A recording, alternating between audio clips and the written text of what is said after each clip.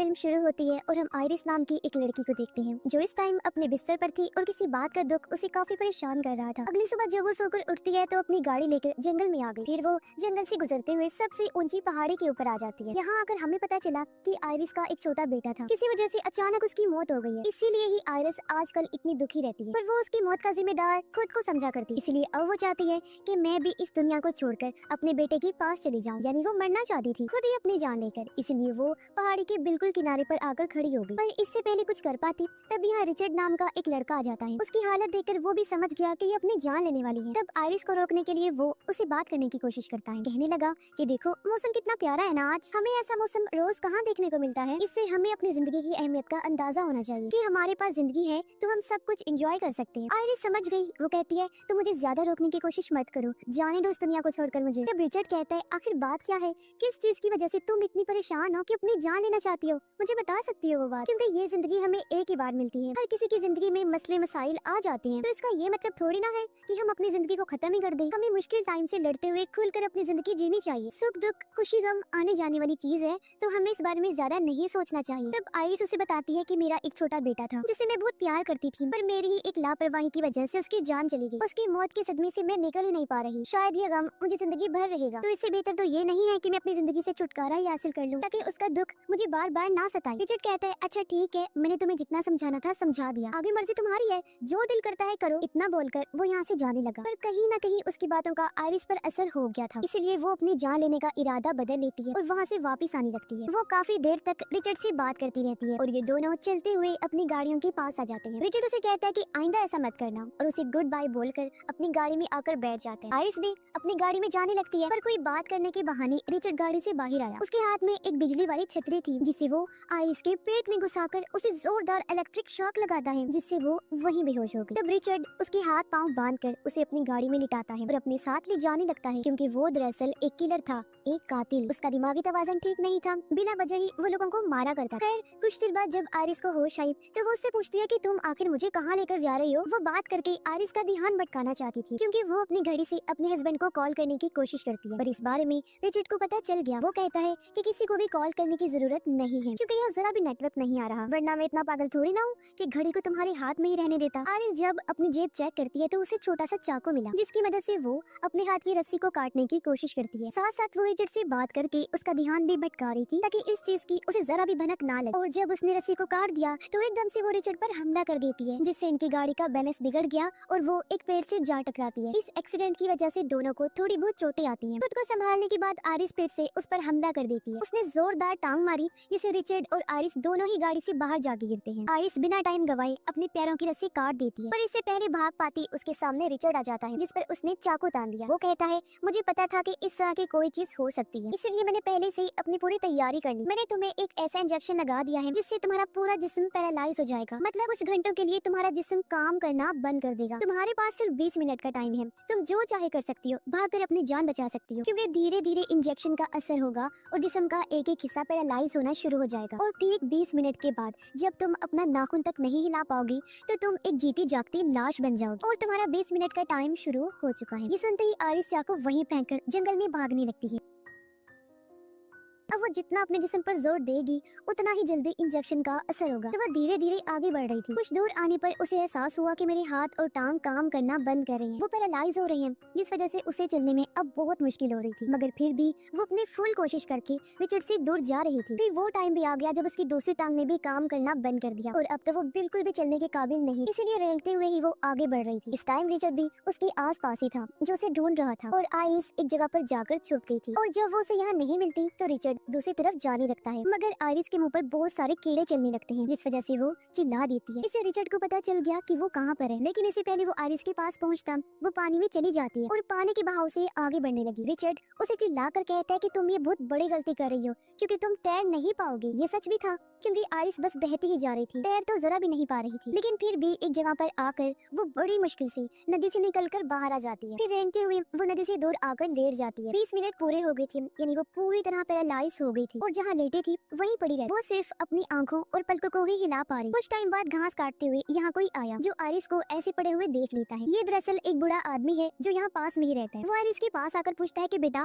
तुम्हें क्या हुआ है, पर वो तो कुछ बोलने की हालत में थी ही नहीं। यहाँ तक कि वो अपने जिस्म को भी सीधा नहीं कर पा रही। बूढ़ा आदमी उसे सीधा करता है। उसे पता चलता है कि ये बस अपनी आंखों को ही हिला पा रही है। बूढ़ा आदमी उससे पूछता है क्या तुम मुसीबत में हो? तब वो अपनी पलक एक बार झपकाती है और जब उसे इनकार करना था उसके लिए वो 2 बार झपकाती है। बूढ़ा आदमी उसे कहता है ठीक है तुम रुको, मैं अंदर से कोई चीज लेकर आता हूँ। ये कहकर बूढ़ा आदमी घर के अंदर गया और एक ट्रॉली लेकर बाहर आता है। उसमें आरिस को डालकर वो उसे घर के अंदर ले आया। एक तभी दरवाजे पर कोई दस्तक देता है। तब आरिस लगातार अपने पलकों को झपकती रहती है। ये देख बूढ़ा आदमी समझ गया कि जो कोई भी दरवाजे पर आया है वो आरिस के लिए खतरा है। और जब बूढ़े आदमी ने चेक किया तो वहाँ सच में रिचर्ड ही था, जो बूढ़े आदमी को ऐसे करके दिखा रहा था जैसे उसकी हालत बहुत खराब है और उसे मदद की जरूरत। वो फौरन बूढ़े आदमी के घर के अंदर आ गया, इधर उधर झांकने लगता है। वो फिर बूढ़े आदमी के सामने आकर बैठ गया, पूरी तरह रोने का नाटक करने लगता है। बूढ़ा आदमी कहता है अरे क्या हुआ, कुछ बताओगे या बस रोते ही रहोगे? तो रिचर्ड कहता है कि मेरे बेटे की मौत हो गई, जिस सदमे की वजह से मेरी वाइफ का जहनी तवाज़ुन कुछ खराब हो गया है। हम दोनों जंगल में बैठी थी पर अचानक वो गायब हो गई। मैं उसे ढूंढ रहा हूँ, मुझे लगा कि वो यहाँ आई होगी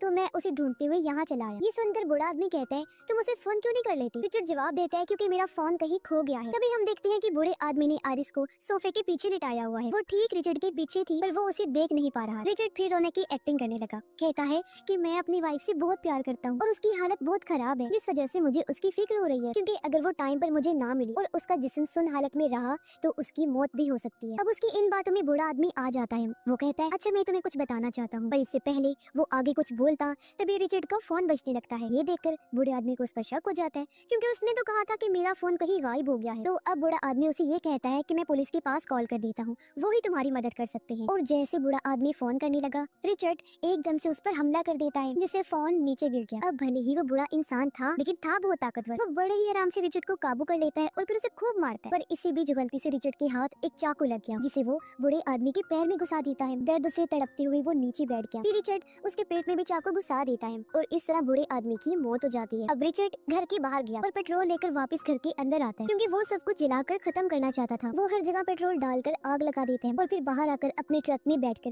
ट्रक स्टार्ट करने लगता है। पर घर के अंदर आरिस खिड़की के पर्दे को ऊपर नीचे करने लगती है, उसका ध्यान अपनी तरफ करने के लिए। रिचर्ड ट्रक से देख लेता है कि घर के अंदर कोई है जो पर्दे को ऊपर नीचे कर रहा है। वो जल्दी से घर के अंदर आया जहाँ एक बार फिर उसे आरिस मिल जाती है, जिसे उठाकर वो ट्रक में बिठाता है और यहाँ से लेकर निकल गया। अब इस आग से आरिस को अपनी जान बचानी थी, जब भी उसने ऐसा किया, वरना वो कभी ऐसा न करती कि इस कातिल को वापस बुलाए। तभी रिचर्ड के पास किसी की कॉल आई। उसने जब कॉल उठाई तो ये उसकी बेटी थी। आरिस को उसकी कॉल से पता चलता है कि रिचर्ड की वाइफ और एक बेटी भी है। वो कहती है पापा मैं मॉम के साथ आपके पास आ रही हूँ। रिचर्ड कहता है अभी मेरा काम पूरा नहीं हुआ तो मैं कुछ टाइम और अकेले रहना चाहता हूँ। ये सुन उसकी वाइफ कहती है बहुत रह लिए तुम अकेले, अब बस और रहने नहीं दूंगी, हम लोग आ रहे हैं। यानी कि अब रिचर्ड की वाइफ और बेटी उसके पास आ रही। अब पेट्रोल डलवाने के लिए वो एक पेट्रोल पंप पर रुक जाता है। आरिस को ट्रक के अंदर ही छोड़कर वो शॉप पर गया कुछ सामान खरीदने के लिए। अब ट्रक में जब आरिस अकेली थी तो वो अपनी सीट बेल्ट खोलने की कोशिश करती है, पर ऐसी हालत की वजह से वो ऐसा कर नहीं पाती। तभी ट्रक के पास एक छोटा लड़का आया जिसे देखकर आरिस को अपने बेटे की याद आने लगती है। वो उसके साथ गुजारा गया टाइम याद करने लगी, पर तभी बच्चे की मॉम आकर उसे वहाँ से ले जाती है। तभी रिचर्ड भी वापस आ गया और ट्रक को लेकर एक बार फिर आगे बढ़ जाता है। वो अपनी गाड़ी के पास आ गया क्योंकि वो अपनी गाड़ी को ठीक करना चाहता था। आरिस को ट्रक में ही छोड़कर वो अपनी गाड़ी ठीक करने उसके पास चला जाता है। इसी बीच उसने अपनी गाड़ी से एक और इंजेक्शन लिया जिसे वो ट्रक में रख देता है ताकि फिर से आरिस को पैरालाइज कर सके। वो जब अपनी गाड़ी ठीक कर रहा था तो तभी यहाँ एक पुलिस ऑफिसर आ गया। वो जब आरिस को देख रहा था तो तभी रिचर्ड ऑफिसर के सामने आकर उससे बात करने लगता है। ऑफिसर उसे कहता है कि आपकी गाड़ी की रिपोर्ट दर्ज हुई है। ये सुनकर रिचर्ड कहता है अरे अरे सर, आपको जरूर कोई गलत फहमी हुई होगी क्योंकि ये कार तो मेरे दोस्त की है और मेरी वाइफ ने बहुत ज्यादा शराब पी ली थी, इस वजह से उसने गाड़ी को पेड़ में ठोक दिया और एक्सीडेंट होने की वजह से गाड़ी खराब हो गई। अपनी वाइफ को मैं गाड़ी में ही छोड़ के गया था, अब नया ट्रक लेकर आया हूँ ताकि अपने दोस्त की गाड़ी में ठीक कर दूं और अपनी वाइफ को भी ले जाऊं यहाँ से। ऑफिसर पूछता है क्या मैं आपकी वाइफ से बात कर सकता हूँ? तब रिचर्ड कहता है कि आप उससे बात नहीं कर सकते क्योंकि उसकी तबीयत बहुत ज्यादा खराब है। इसी बीच आरिस जो उनकी बातें सुन रही थी वो खिड़की को हल्का सा नीचे कर देती है। जैसे ही ऑफिसर का ध्यान उस तरफ गया वो आरिस से बात करने उसके पास चला जाता है। ऑफिसर ट्रक में वो इंजेक्शन भी देख लेता है जो रिचर्ड ने रखा था, पर इससे पहले वो कुछ कर पाता रिचर्ड उस पर हमला कर देता है। वो उसे फिर इतनी बुरी तरह मारता है कि ऑफिसर की वही मौत हो जाती है। फिर वो ऑफिसर की लाश को उसी की गाड़ी में रखकर पेट्रोल डालकर आग लगा देता है और इस तरह उसने ऑफिसर का काम तमाम कर दिया और एक बार फिर वो अपना ट्रक लेकर निकल जाता है। अब धीरे धीरे आरिस पर से पैरालाइज का असर खत्म हो रहा था और अब वो बोलने की हालत में आ चुकी थी। वो रिचर्ड को कहती है कि मैं जानती हूँ तुम्हारी वाइफ और एक बेटी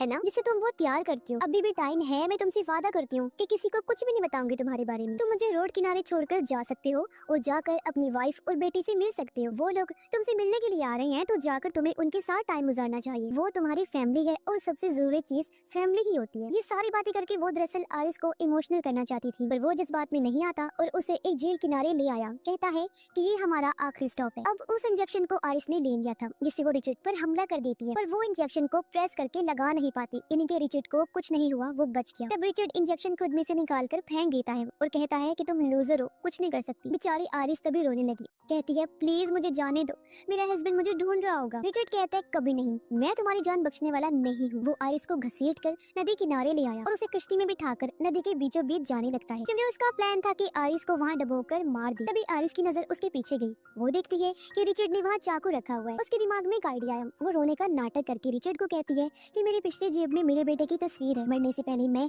उसे देखना चाहती हूँ, तो प्लीज पीछे से वो तस्वीर तो मुझे निकाल कर दे दो। अब जैसे ही रिचर्ड तस्वीर निकालने के लिए नीचे झुका, तभी आरिस वो चाकू निकाल कर उस पर हमला कर देती है। उसके चेहरे में चाकू दे मारती है। लड़खड़ाते हुए रिचर्ड जैसे पीछे हटा, तभी आरिस जोर जोर से कश्ती हिलाने लगती है, जिससे रिचर्ड पानी में जा गिरा और उसकी गन कश्ती के ऊपर ही गिर जाती है। अब इससे पहले रिचर्ड उस पर हमला करता, पहले ही आरिस उस गन को ले लेती है और लगातार रिचर्ड को शूट करती है, जिससे वो जख्मी होकर एक बार फिर पानी में गिर गया। आरिस को लग रहा था कि मेरी जान बच गई है, लेकिन अभी भी वो मुसीबत में थी, क्योंकि गोली लगने की वजह से कश्ती में सुराख हो गई थी, जहाँ से पानी अंदर आने लगता है। देखते ही देखते पूरी कश्ती में पानी भरने की वजह से वो डूबने लगी, जिसके साथ ही आरिस भी पानी के नीचे जाने लगती है। आरिस यहाँ जानबूझकर डूबी थी, क्योंकि वो जानती थी कि कुछ टाइम बाद मेरा जिस्म ऊपर आ जाएगा, और अब जैसे तैसे वो झील से बाहर आकर बैठ जाती है। जान बचने की वजह से वो बहुत खुश थी। उसे यकीन नहीं आ रहा था कि मैंने एक कातिल से अपना पीछा छुड़ा लिया। तभी उसने देखा कि रिचर्ड भी झील से निकलकर किनारे पर आ गया है, लेकिन गोलियां लगने की वजह से उसकी हालत बहुत खराब थी। अब आरिस चाहती तो कॉल करके एम्बुलेंस को बुला सकती थी ताकि रिचर्ड की जान बच जाए, क्योंकि वो मदद की भीख मांग रहा था। पर अब तो उसकी बारी थी बदला लेने की। वो उसकी मदद क्यों करती, क्योंकि रिचर्ड ने उसे बहुत परेशान किया, उसे तकलीफ पहुंचाई। तो रिचर्ड को ऐसे दर्द में तड़पता हुआ छोड़कर